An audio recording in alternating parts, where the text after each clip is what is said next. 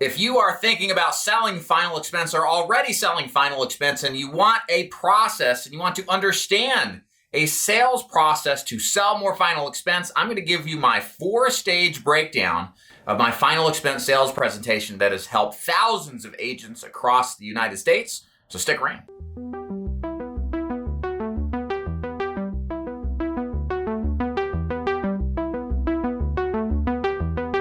Greetings and salutations, everybody. It's David Duford, owner of Duford Insurance Group, where I train and recruit agents nationally to sell things like final expense, Medicare, and annuities, both face-to-face and over the phone. Thanks so much for watching, and do think about subscribing if you happen to like this content. So the purpose of this video is to give you an overview of how my final expense sales presentation techniques work, specifically to give you my entire process of how I take a person who is a lead or some sort of final expense type of prospect who doesn't know who I am, who might be mildly interested, all the way down the line to closing where they're confidently buying a final expense policy from me. Added, I'm going to throw into the description a sample final expense sales presentation script that embodies what I'm about to teach in kind of generalities here, so that if you want to take what you listen to today and you like it, you can follow that script and get a pretty good idea of how to put what we're going to talk about in kind of a broader scope into actual action selling final expense, whether it's face-to-face or over the phone. So let's begin. Okay, so the first stage of my final expense sales presentation is rapport and trust building, and the introduction too.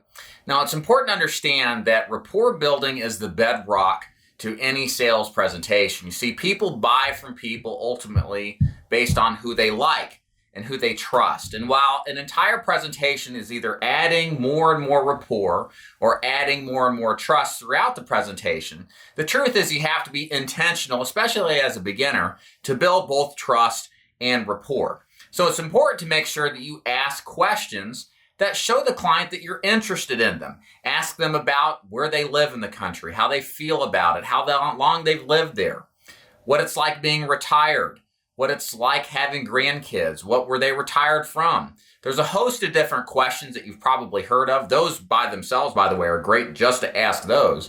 And the goal is to establish likability and some base level of trust within 5 minutes or less. I used to recommend 5 to 10 minutes, but the more that I review agents' calls and listen intently in how they connect, it's pretty obvious fairly quickly within a couple of minutes whether or not you've made a good enough connection with your prospect. And so the next part after you build rapport is you have to give your official introductory statement. This tells the client now they know who you are and kind of got a good feel for you. They like it to some extent. This is your official statement on what you're doing on the phone or in person with them, what you actually do, and what makes you different, what sets you apart from the competition. This is a really important script to say because what this establishes in the client's mind is sort of like an agenda. It tells the client what to expect, who you are, what makes you different from, say, any other agent on the street. And it lays down in clear English exactly what the client can expect to come over the continuance of this presentation. When you don't say an introduction or have one that you express early on, the client will have some level of confusion. They won't understand why you're there, why you're talking to them, what you're trying to do to them. So you got to make sure that you give an introduction that clearly and coherently tells the client who you are, why you're there, and why the client should care. So stage 2 of the presentation is the pre-qualifying and fact-finding stage of the presentation. So this is important to understand. I believe that every presentation really ultimately is about overcoming objections. So my dad used to say. He sold a multi-million-dollar sales business when he was 48, retired, sold to a big name company everybody would know if I mentioned to it. And a lot of his business was essentially selling chemicals. So he established a presentation and believed in his own words that a presentation is designed to overcome objections. Now I kind of take it a step further. I think a presentation should overcome objections before the client even manifests an idea or understanding of even objecting in the first place. So this means that we got to think about our presentation in terms of what kind of objections do we actually hear and how can we overcome them before they're even, front and center in the client's mind. Well, I think there's 5 things that we specifically cover in stage 2, the pre-qualification and fact-finding section, that will help us establish whether or not our client is a qualified prospect, meaning somebody who has a high odds chance of buying, or an unqualified suspect who has a low chance of buying. So the 5 things I'm looking for as follows. Number 1 is need. Does the client actually need burial insurance? Can they coherently explain why it's important for them to have coverage and what the consequences of it aren't? Kind of related to need, of course, is desire, urgency, or want. Do they express kind of an overarching feeling that they've got to have it now?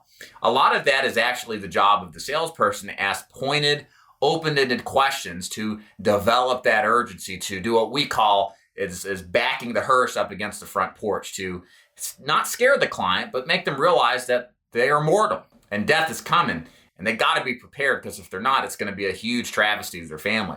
Stage or step number 3 is you got to make sure the client qualifies health-wise. That's thankfully the easiest portion for final expense. We have guaranteed issue carriers and a host of carriers, at least if you're independent.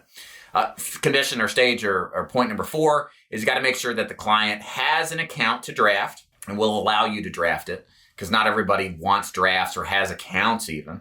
And number 5, of course, is you have to establish what the budget is for the client.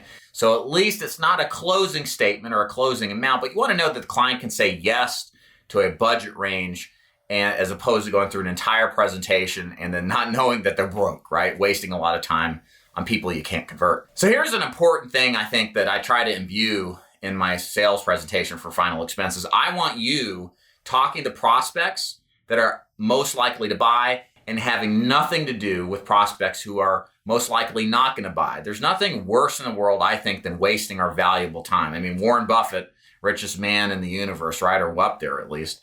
I mean, he's got the same amount of time every day as you and I do.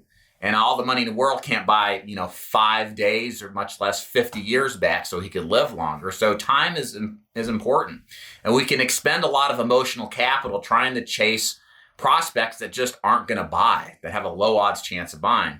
So I want you to think from a strategic point, using this kind of strategy, you want to talk to people who want to buy or who have a high odds of buying. And if they meet all 5 criteria I just mentioned, they're going to buy. Most likely they will. But even if one of those criteria are off, they're probably not going to buy. And you're probably wasting your time. And a lot of you out there have probably struggled and have been extremely frustrated with prospects who you thought were going to buy.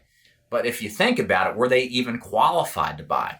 And that's what we're trying to overcome earlier on, so we can maximize our time with the high odds buyers and absolutely eliminate, if possible, any excess time with non-buyers. So stage number 3, we've established so far a client who likes us, who trusts us, who knows why we're there, and is a qualified buyer. The good news, if you make it to stage 3, you've got a prospect who's most likely going to buy, and it's kind of easy street from here on out as long as you don't screw up anything majorly. And if you're at this stage and your client is not a qualified prospect, you should leave. You shouldn't even be in the home. Let me be completely clear. If your client can't buy, you have other people out there who need your help. Get on the phone and talk to them. Find them. Go knock their doors. Sit down in presentations with them. They're the people who want and need your help. The one you're at that isn't qualified, there's no reason to present them on anything. It's just like waiting for the dog to meow. It's a waste of time. But if you're at stage 3 and they're qualified, what we're going to do now is explain to the client why our opportunity, our product is better than the competition's. And that thankfully is really easy because most of our competition is complete trash. They're either extremely overpriced. They're either term insurance that cancels at an age where a lot of people outlive, or they're a mandatory 2-year waiting period that no matter how healthy or sick you are, you're going to end up in.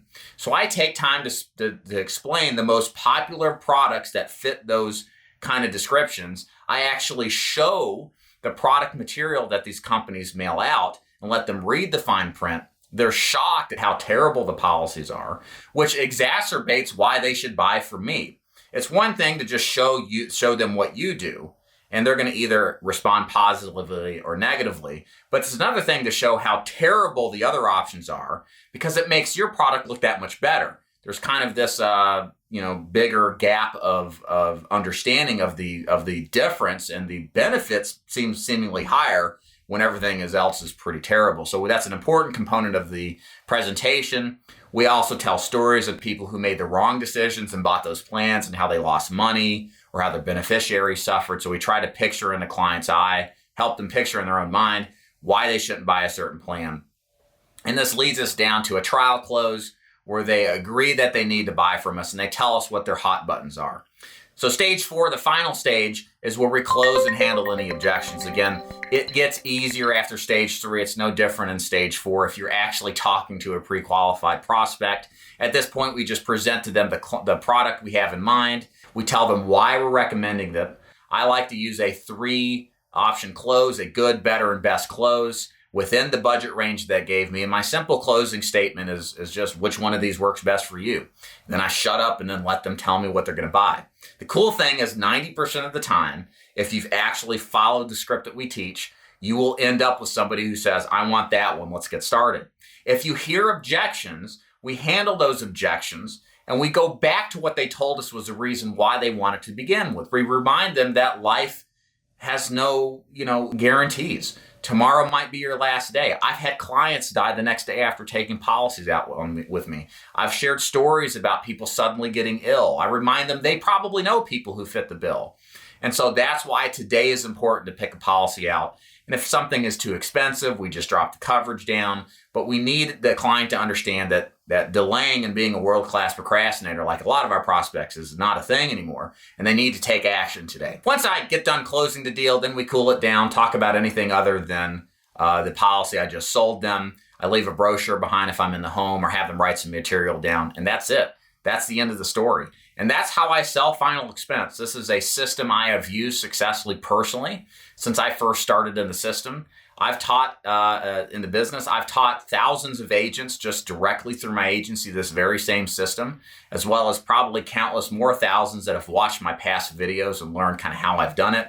Of course, this is just a basic overview. There's a lot more granular information we can get into, a lot more tactics and techniques that I implement to help the agent better connect with the client, to get more information from them, and to help the client believe that buying from them is the best choice. Of course, if you're interested in selling final expense and you want to know how this intricate system works, you get this as a part of my agency for free.